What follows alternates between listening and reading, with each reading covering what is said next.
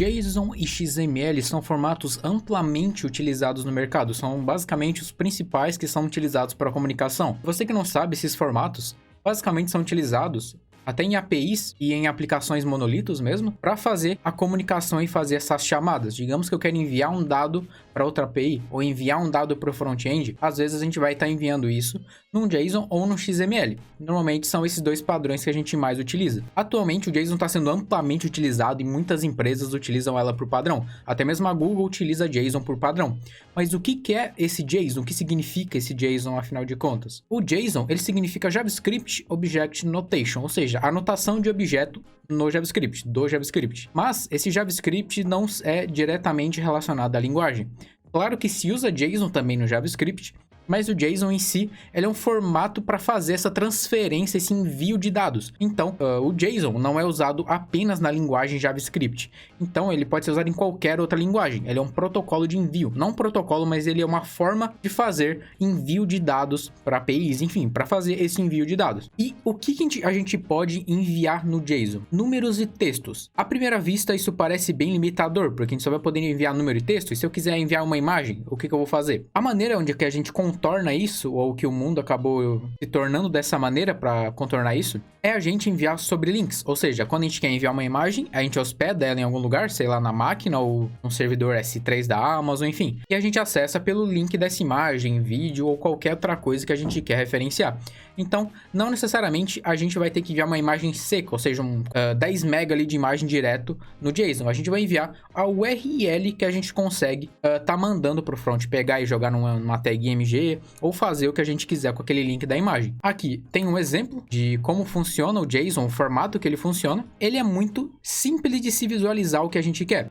Claro que não é a coisa mais fácil do mundo, mas comparado com outro padrão, que é o XML, ele é muito mais simples, porque ele são apenas objeto dentro de objeto. Então, aqui a gente tem um objeto maior, ou seja, que está encadeando todo esse cara aqui. E aqui a gente vai ter um array, ou seja, ele seleciona por aspas esse parâmetro. E o valor dele é um array que tem dois objetos aqui separados. Digamos que uma listagem de livros, nesse caso do front-end, a gente teria tudo bonitinho aqui separado. A gente teria essa listagem. O primeiro livro que apareceria ia ser essa terceira edição da linguagem Java, desse autor, e a segunda ia ser esse outro objeto aqui de baixo. Então, isso deixa uma maneira muito clara da gente entender o que está sendo retornado, o que está sendo enviado. Você pode até ver no navegador, se você fez alguma chamada, está usando algum serviço, você pode ver lá em Network, que vai ter as chamadas APIs, e ali vai dar para ver os JSONs que estão sendo enviados. Claro que dependendo da aplicação vai ser um JSON absurdamente gigante, mas o JSON em si, ele é muito simples de se visualizar e de se entender o que está acontecendo. Então, aqui é um exemplo. Por exemplo, uma API X, ela pode mandar para onde ela quiser esse JSON. Ela pode mandar para outra API, ela pode mandar para um front-end, ela pode fazer o que ela quiser com esse cara aí. Para fazer envio, hoje em dia o padrão mais utilizado é o JSON. Mas além disso, também tem o XML, que ele é bom para diversos casos. O XML, como que ele funcionava? O XML, ele funciona basicamente como um HTML, digamos assim. Mas como assim um HTML? Todo XML ele é formado a partir de tags. Sabe, quando a gente vai montar o HTML, a gente tem todas aquelas tags head, body, a gente tem tudo aquilo ali dentro.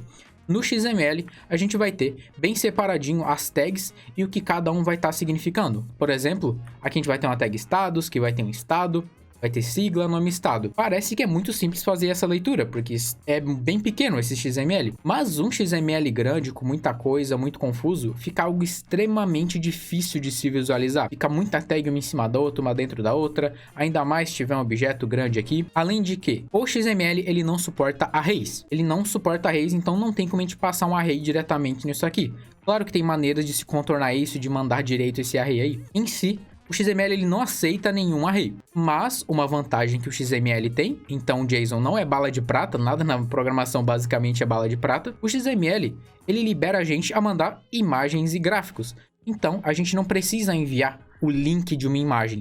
A gente pode simplesmente jogar a imagem direto no XML que ele consegue fazer o envio dessa imagem, assim como gráficos e outras coisas que ele pode estar enviando. Então, o XML ele tem uma maior disponibilidade de coisas a se poder enviar nele mesmo.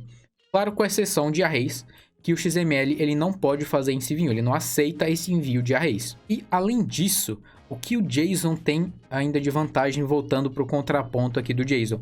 O JSON, ele permite também a gente usar arquivos bem mais leves. Normalmente, vão ser só texto, vão ser só caracteres muito simples, então deixando o JSON extremamente leve. Mesmo com muitos dados no JSON, não vai ser um arquivo tão gigante, não vai ser uma requisição tão pesada que nem um XML. Por isso, até muitas vezes que Java acaba fazendo requisições muito pesadas por estar utilizando um XML muito grande, XML muito pesado. Então, o JSON ele acaba sendo muito mais simples e leve de estar sendo utilizado. Além de que o JSON ele é muito simples de fazer o parsing desse arquivo, ou seja, se eu quero pegar esse JSON e acessar alguma propriedade dentro dele, é muito mais simples que um XML. O JSON, basicamente, a gente pode receber a resposta, dar um ponto book, por exemplo, aqui nesse caso, que é um array de livros, e eu já vou ter acesso ali. Então é extremamente simples a gente receber esse arquivo, não precisa fazer uma leitura muito específica, não precisa passar tanto trabalho só para fazer um parse de uma informação que tu tá recebendo. Claro que também não é o fim do mundo no XML, querendo ou não, o JSON traz essa facilidade aí pra gente que é bem massa, querendo ou não, é algo bem útil. Mas voltando àquele ponto que eu comentei, na programação nada é bala de prata, então o JSON, quanto mais simples, melhor vai ser a utilização daquele JSON. Se for um JSON muito complexo, gigante, cheio de coisa, começa a perder o sentido de utilizar JSON. Na minha opinião, o XML vale muito a pena quando é uma informação, uma quantidade absurda de dados e sendo muito complexo, tendo muitas camadas aquele objeto que está mandando, aquele array, que tenha muitas camadas, seja muito complexo de estar visualizando o XML. O XML vai fazer muito mais sentido, porque lá dentro eu tenho muito mais possibilidade de mandar o que eu quero. Posso mandar literalmente qualquer coisa que eu quiser, não só string número. Claro que dá para contornar no JSON, mas em grandes informações com muita complexidade, passa a perder o sentido utilizar JSON. Claro que muita gente por aí vai utilizar como bala de prata, até por comodidade, mas o XML, para dados muito complexos, muita coisa, o XML ele acaba sendo muito mais proveitoso, fazendo mais sentido. Os dois podem ser utilizados e um não descarta o outro. Claro que o JSON cada vez vem trazendo funcionalidades novas que acabam sobrescrevendo algumas do XML, fazendo melhor até que o XML. Mas ele ainda tem seu espaço de mercado, nenhuma tecnologia some do dia para a noite. Muita empresa usa até hoje XML, muita mesmo, muitas que usam Java, tem muita empresa mesmo que usam XML, então essa tecnologia não vai morrer do dia para a noite, de um ano para outro. Ainda assim, as desvantagens e vantagens dele, ele continua forte ainda no mercado, ainda tem muito lugar. E além de que, o JSON também, vindo mais forte que nunca, tendo sido adotado por Yahoo, Google e muitas empresas que estão utilizando o JSON basicamente como padrão. Mas voltando ao ponto que ele não é bala de prata para nada. Então, uma conclusão aqui, para quem quer estudar os dois separados, algum separado que não tem contato. Na minha opinião, o JSON ele é mais simples para quem está aprendendo.